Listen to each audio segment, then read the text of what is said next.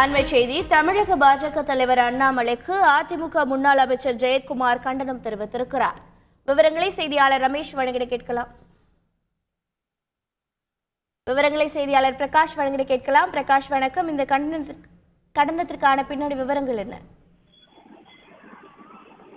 தனியார் ஊடகத்துக்கு பேட்டியளித்த பாஜக மாநில தலைவர் அண்ணாமலை முன்னாள் முதலமைச்சர் செல்வி ஜெயலலிதா அவர்களை ஒரு மதம் சார்ந்த தலைவர் என்பது போல் சித்தரித்து பேசியதாக கூறப்பட்டிருக்கக்கூடிய நிலையில அதற்கு அதிமுக அமைப்பு செயலாளரும் முன்னாள் அமைச்சருமான திரு ஜெயக்குமார் கண்டனம் தெரிவித்து அறிக்கையை வெளியிட்டிருக்கிறார்.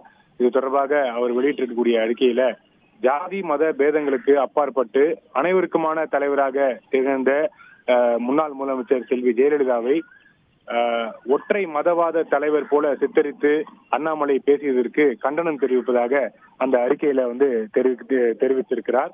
பாபர் மசூதி இடிக்கப்பட்ட போது நாட்டின் பல மாநிலங்களில் வன்முறை சம்பவங்கள் நடைபெற்றது. தமிழ்நாட்டில் எந்தவித வன்முறைக்கும் இடமளிக்காமல் தமிழ்நாட்டை அமைதி பூங்காவாக திகழ செய்தவர் ஜெயலலிதா என அந்த அறிக்கையில தெரிவித்திருக்கிறார். பாஜக மாநில தலைவர் அண்ணாமலை தன்னை அடையாளப்படுத்திக் கொள்ள வேண்டும் என்று ஜெயலலிதா அவர்கள் மீது அவதூறு பரப்பும் நோக்கில் ஒற்றை மதவாதத்தை சார்ந்த தலைவர் போல பேட்டி கொடுத்திருப்பது கண்டனத்துக்கு உரியது என்று தெரிவித்திருக்கிறார்.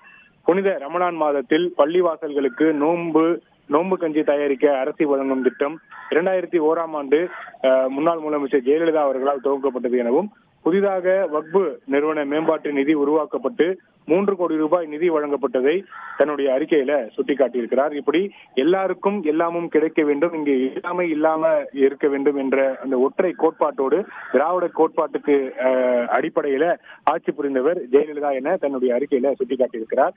திரு அண்ணாமலை அவர்கள் தனது சொந்த அரசியல் லாபத்திற்காக தமிழ்நாட்டில் தன்னை அடையாளப்படுத்திக் கொள்ள வேண்டும் என்ற நோக்கில் ஜெயலலிதா குறித்து இவ்வாறு பேசியிருப்பதற்கு கண்டனத்துக்குரியது என்று தன்னுடைய அறிக்கையில திரு ஜெயக்குமார் அவர்கள் சுட்டிக்காட்டியிருக்கிறார். விரிவான தகவல்களை வழங்கியதற்கு நன்றி பிரகாஷ். செய்திகளை உடனுக்குடன் தெரிந்து கொள்ள உடனே சப்ஸ்கிரைப் பண்ணுங்க.